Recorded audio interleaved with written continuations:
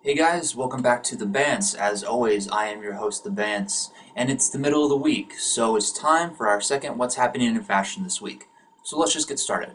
And first off, as per usual, we do have a couple art stories to cover for the day. And first up, High Fructose did a feature on Jessica Hess, so if you're interested in learning more about her work, I definitely go check that out. They also did a feature on some of the sculptures by Yinka Shonibare, so if you're interested in her work as well, I definitely check that out too. Then Juxtapose did another one of their features on Shio Kusaka and Jonas and some of the art and paintings they've done recently. So I check that out if you're interested in either of their works. And then lastly, Juxtapose also sat down with legendary artist Ron English and did an interview.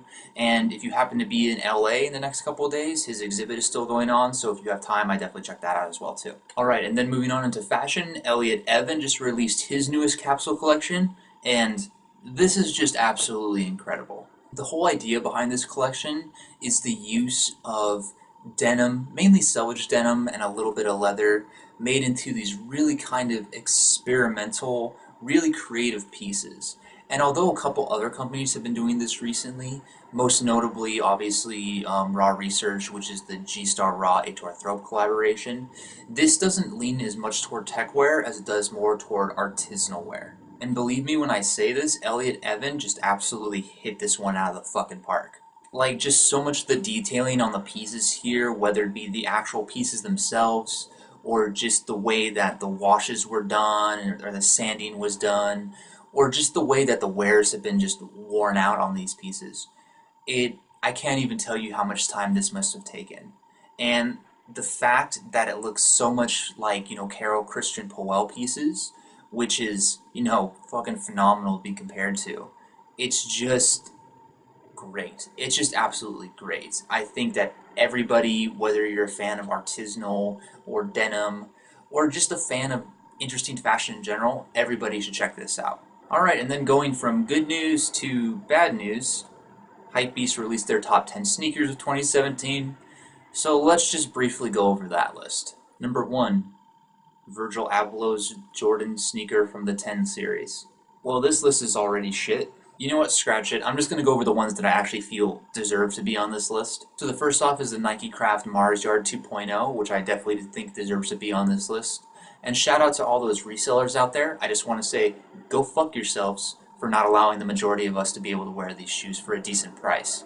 The cause is Air Jordan 4. Although personally, I don't really like this shoe, and I don't really like, a lot of the detailing on the shoe either. Besides that point, I do feel like it deserves to be on here. I can definitely see why sneakerheads like it. The Chanel Pharrell NMD is kind of a little bit of a toss-up for me. I feel like the fact that the Chanel one is on the list as opposed to any of the other ones is just kind of trend humping, but what can you do? The Tyler the Creator Converse collab, the Golf LaFleur, definitely deserves to be on here.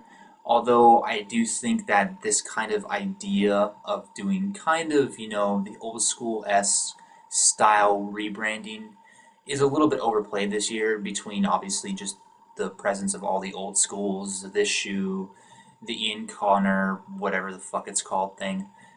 So even though I do really like this shoe, it did kind of get lost in the waters of everything else this year. And lastly, the Black Pigeon Dunk. I mean, I don't know. I didn't hear about any riots this time. Alright, so enough with that, and moving on. Vans teamed up with Sankuanz to do a nice Year of the Dog capsule collaboration, and I think it looks really nice. A lot of the designs here are actually pretty simple, but even so, they are still very clean. I really like the colors they used. I think the jackets are really nicely well done. None of the designs are too gaudy, and none of them are oversimplified either.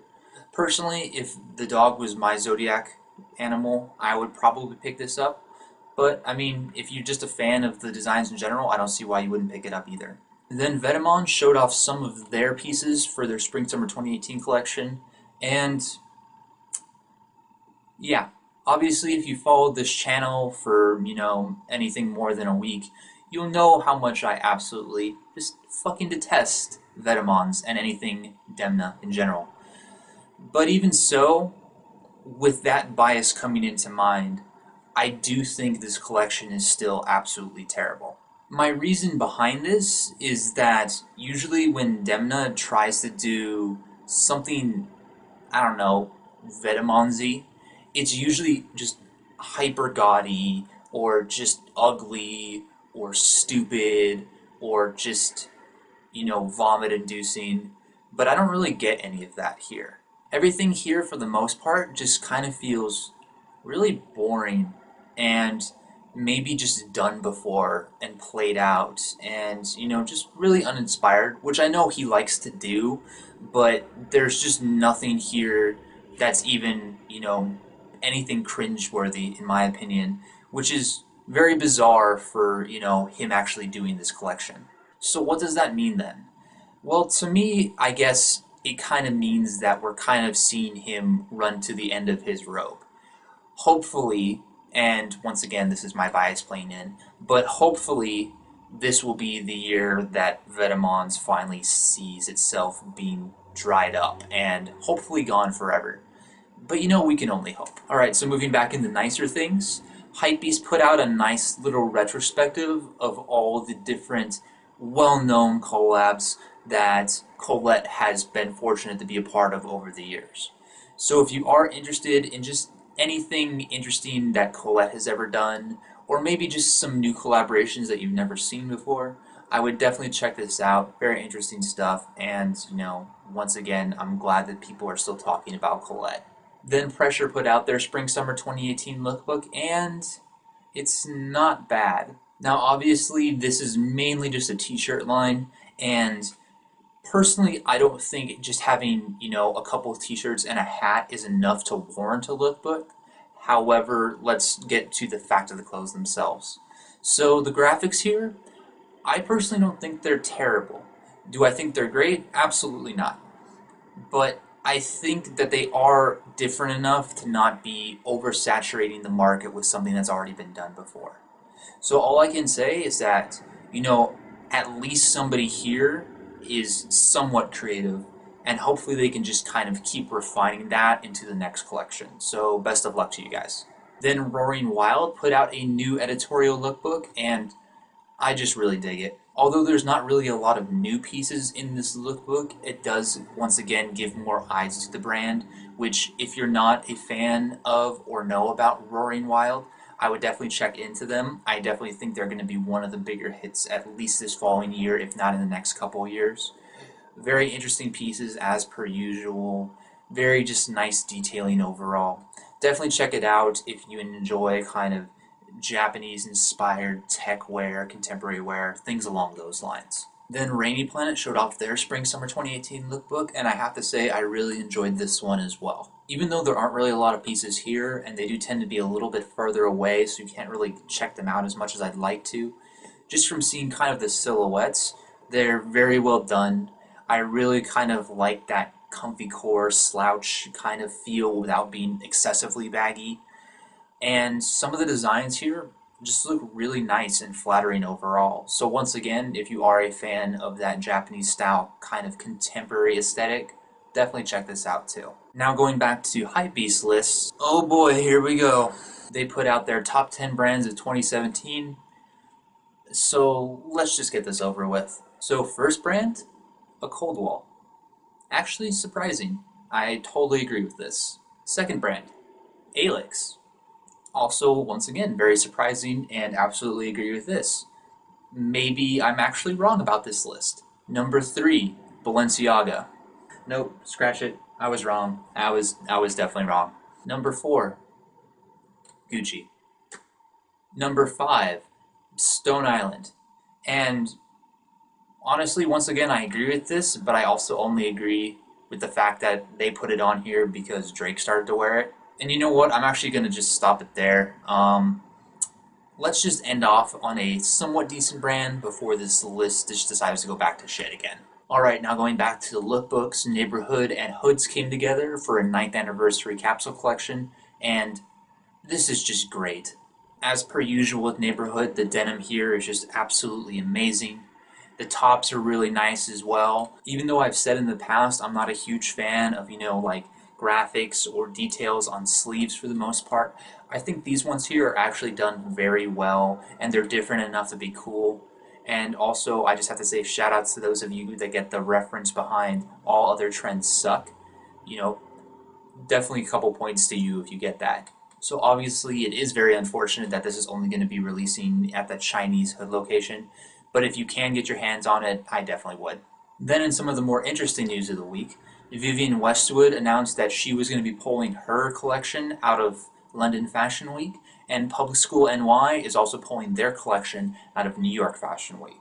And although Vivienne did announce that they would be doing, an online presentation instead, we haven't really heard anything from Public School. So at the very least, this kind of idea that kind of a lot of these more well-known, interesting brands are kind of dropping ship on this, it's not necessarily a good thing. Obviously, I can see their reasoning behind it, whether it's just for the sake of money or for the sake of just kind of not making a mess. Either way, I still can't help but feel a little bit disappointed just because, I like seeing runway fashion. Even if it's stuff that people can put in the lookbooks or, just see on their sites in general, that kind of idea of seeing them kind of more alive than what you normally would, I'm going to miss that. But at the very least, it'll be interesting to see exactly how this changes tides in the industry, if at all. Then Bape released their high-tech army collection, and I have to say I actually kind of enjoy it.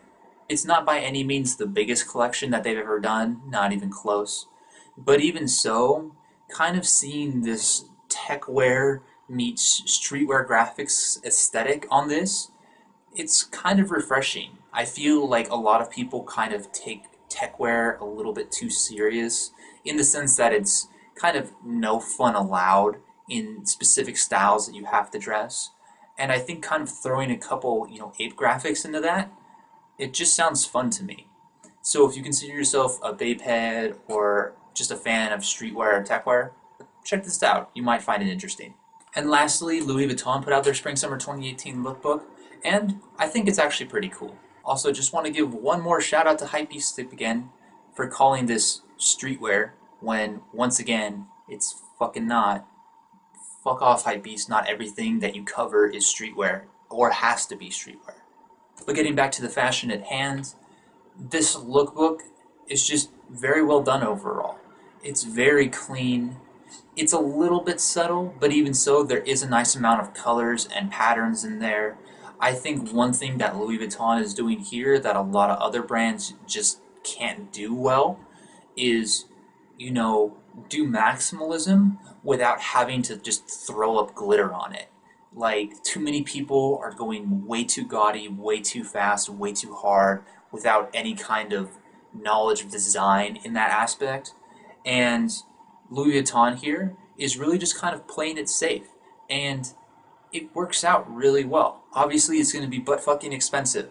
But even so, if you consider yourself a brand of just kind of more clean maximalism, or just looking for some nice pieces in general, definitely check this out. It's at least worth a look. Alright, and with that, let's move on to our articles for the week. And first off, Hess put out a very interesting interview with Charles Allcroft, who, if you're not familiar with the name, that totally makes sense. He's a 73-year-old man that has been following streetwear for basically forever. And if nothing else, if you don't want to read this article, at least, check out some of the fits he has. They're just absolutely amazing. Hess also did an overview of the Fuct Supreme Court case and what that means as far as freedom of speech and trademarks and things like that. So if you consider yourself a designer that likes to use logo flips, or you're just interested in kind of the business of law and fashion in general, definitely give this a read. There's some very insightful pieces in here. Hess also sat down with the guys behind Born and Raised, so if you're interested in learning more about that brand, I definitely give this a read. Then Hess sat down for an interview with Richard Dennis, an economist who wrote a book basically going about why we should buy less stuff and how important materialism is. So if you're a fan of kind of, once again, the philosophy of fashion, or just kind of the ethics behind materialism, I'd definitely give this a read.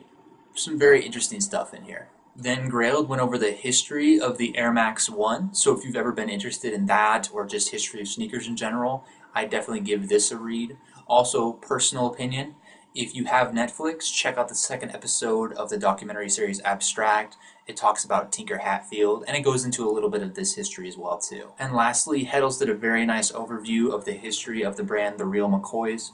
So if you're a denim head or interested in learning more about denim or history of denim, definitely check this out. Very nice read as well. Alright guys, and with that, we end our second whiff for the week. Hope you guys have enjoyed as per usual. Once again, I'd like to apologize on the fact that these are running a little bit longer, but hopefully starting Friday, we'll be back to our normal schedule of kind of doing 12 to 15 minutes instead of these longer ones, because we're finally caught back up. And as always, I've linked all the articles in the description below, so if you guys have any questions, comments, concerns about any of those, or just feel like talking about fashion in general, feel free to hit me up.